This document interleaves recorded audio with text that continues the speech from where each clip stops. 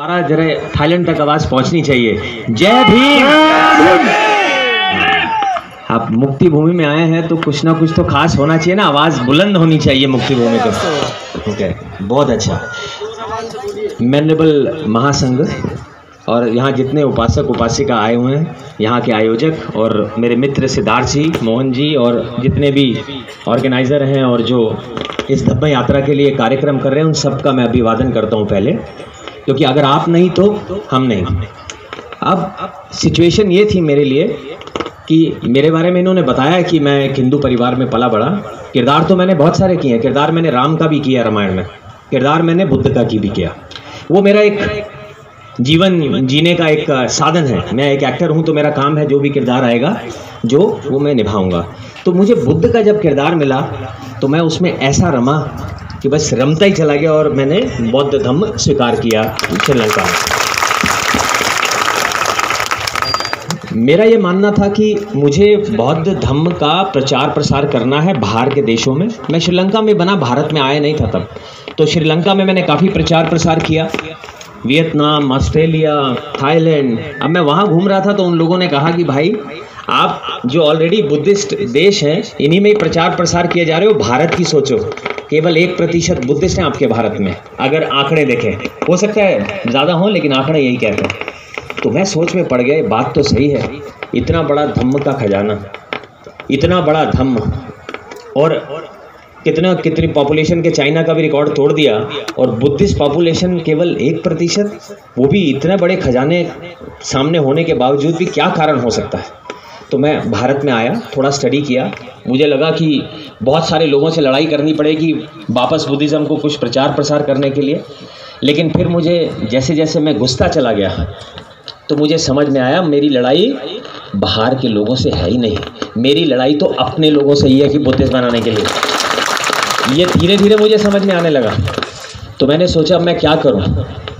तो सम्राट अशोक को पढ़ रहा था, तो उन्होंने तो 84,000 स्तूप बनवाए थे भारत में।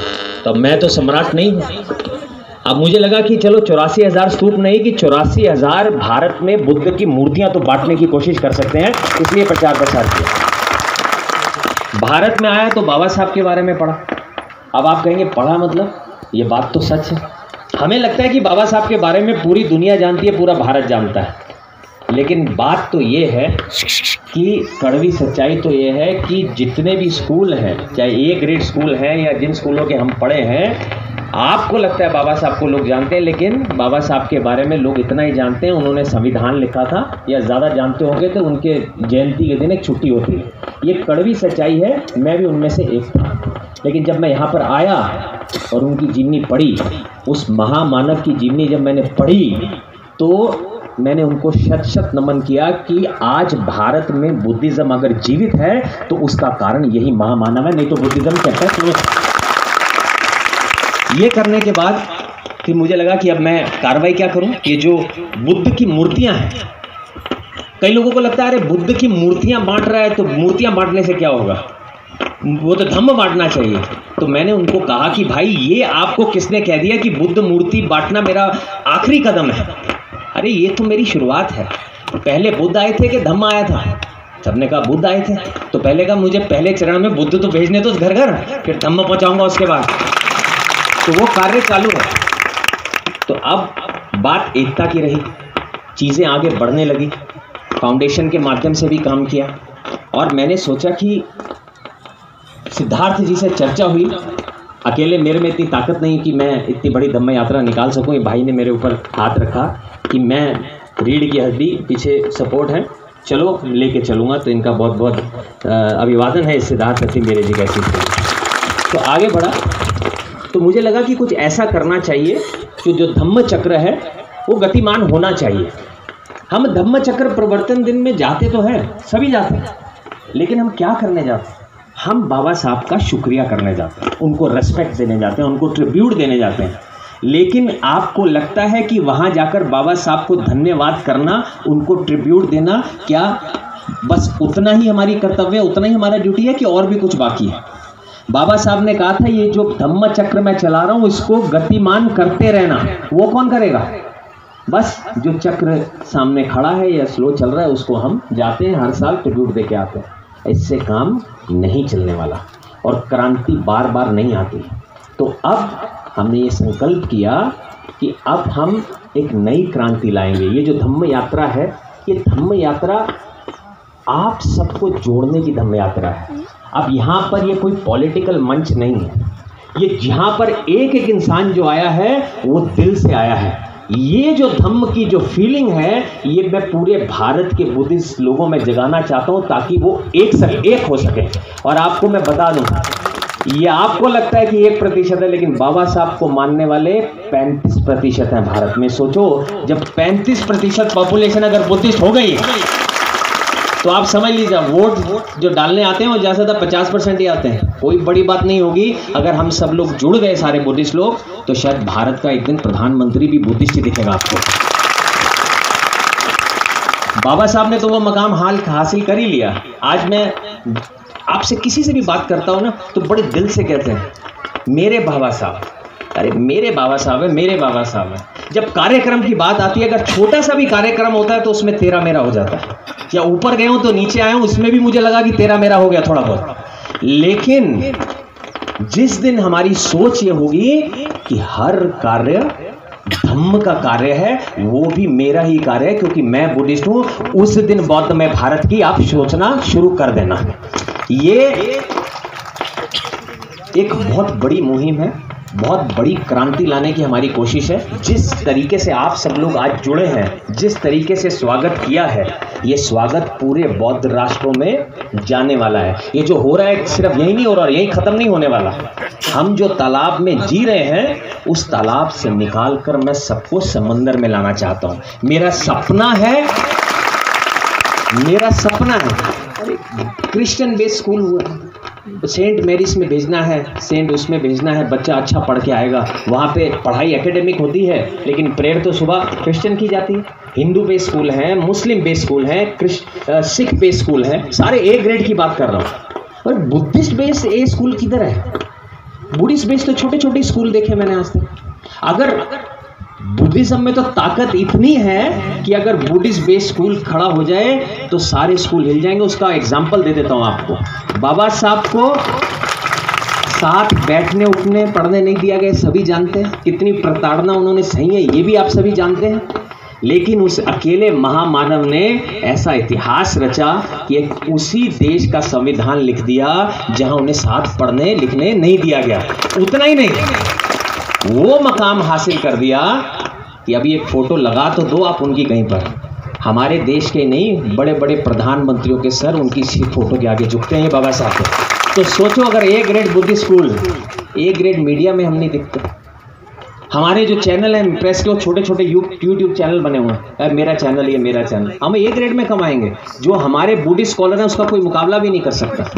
तो मैं बहुत लंबा, बातें तो बहुत हैं दिल की, लेकिन इतना समय भी नहीं है। लेकिन इसलिए ये छोटे में मैं समझाना चाहता हूँ कि अब सोच को बढ़ाने का समय आ गया है, आपस में जुड़ने का समय आ गया है। अगर आप वाकई में चाहते हैं कि एक बुद्ध क्रांति आए, एक बौद्धमय भारत बने, तो एक दूसरे का साथ दें और अपनी सोच को तालाब से निकालकर समुद्र में लेके जाएं। अभी भारत के 1% बुद्धिस्ट हैं, लेकिन आपसे वादा है आने वाले समय में सारे बौद्ध राष्ट्रों को जोड़ दूंगा और ऐसा लगेगा भारत के साथ कि ये भारत ही बौद्धमय हो गया। ये सारे भिक्षु, सभी भिक्षु जो है, क्या कहते हैं, अभी तक इनसे मैंने पूछा भारत गए हैं कोई 2 बार, कोई 3 बार। अभी भी पूछूंगा तो बोलेंगे हाँ मैं गया हूँ 2 बार। लेकिन वही 4 धाम में जा रहे हैं, बोध गया जाएंगे, वाराणसी जाएंगे, लुम्बिनी जाएंगे या सारनाथ जाएंगे। लेकिन इनका रुख बदला गया। पिछले कई सालों से मैंने इन सब का रुख बदल दिया कि आप वहाँ मत जाइए। जरूर वो तो बुद्धिस्ट वहाँ दिखेंगे ही आपको, इंटरनेशनल बुद्धिस्ट हैं, आप भी जाते हो, आप प्रे करके वापस आते हो। भारत को अगर बौद्ध में बनाना चाहते हो, भारत के सही बुद्धिस्ट देखना चाहते हो, बाबा साहब के बच्चे देखना चाहते हो, तो अपना रुख बदलो। और आज एवला में उन्होंने देख लिया, जो आपको यहाँ देखा है वहाँ जाके ये बताने वाले हैं। लेकिन हमें ये हमारे लिए पूजनीय है। मैं 1 किलोमीटर नंगे पाँव नहीं चल पा रहा हूँ, वो बड़े बुजुर्ग नंगे पाँव चल रहे हैं। शाम को वो एक भिक्षु बैठकर बिना सुन किए उसके पैरों में टाँके लग रहे थे, तो वो ऐसे मुझसे बात कर रहा था और वो टाँके लग रहे थे वहाँ। तो खून निकल रहा है, टांके लग रहे हैं, चमड़ी हट गई है, चेहरे पे खुशी है। मैंने कहा कि आपको दुख नहीं हो रहा? कहता है गगन इतने लोगों का प्यार मिल रहा है कि वो जो दर्द है ना वो खुशी में तब्दील हो गया। मतलब ऐसा लग रहा है कि वो दर्द खत्म हो गया। तो ये सब जो हमें कर रहे हैं, ये जो खून निकल रहा है, ये जो टांके लग रहे हैं, उसका हमें एक उनको सम्मान देना है। और वो सम्मान कैसे होगा? आपस में जुड़ के बौद्ध में भारत को बनाने का सपना एक साथ मिलकर हमें पूरा करना है। यही हमारा इनका सम्मान होगा। और एक बार फिर से मैं सारे पूजनीय भक्तों का सम्मान करता हूं और आपको बता देता हूं आज ये सबसे बड़ा स्पेशल दिन क्यों है, क्योंकि ऐसा पहले कभी नहीं हुआ कि थाईलैंड से भगवान बुद्ध की अस्थि यहाँ पर आई हो। तो आप देख लीजिए, भगवान बुद्ध आपके साथ है, धम्म बाबा साहब ने दे दिया, बुद्ध एंड इस धम्मा, और संघ भी आज आपके बीच में है, इंटरनेशनल संघ। तो आप समझ लिए बुद्ध, धम्म और संघ सब आपके साथ है। अगर अब भी आप बौद्ध में भारत नहीं बनाएंगे तो ये बौद्ध में भारत कभी नहीं बनेगा। तो मेरे साथ क्या बोलोगे? जय भीम। थाईलैंड तक पहुंचना चाहिए, जय भीम। हाँ, ये बात बहुत बहुत अच्छा लगा। एक बार फिर से एवला के लोगों को मेरी तरफ से बहुत बहुत दिल से मैं अभिवादन करता हूँ, धन्यवाद करता हूँ। मैं चाहता हूँ जो एक प्यार आपने यहाँ पर आज सम्मान आपने दिखाया है बुद्धिज्म के प्रति, धम्म के प्रति, ये सम्मान आगे बढ़ता रहे। हमारी फाउंडेशन, गगन मलिक फाउंडेशन, बहुत सारे कार्य कर रही है।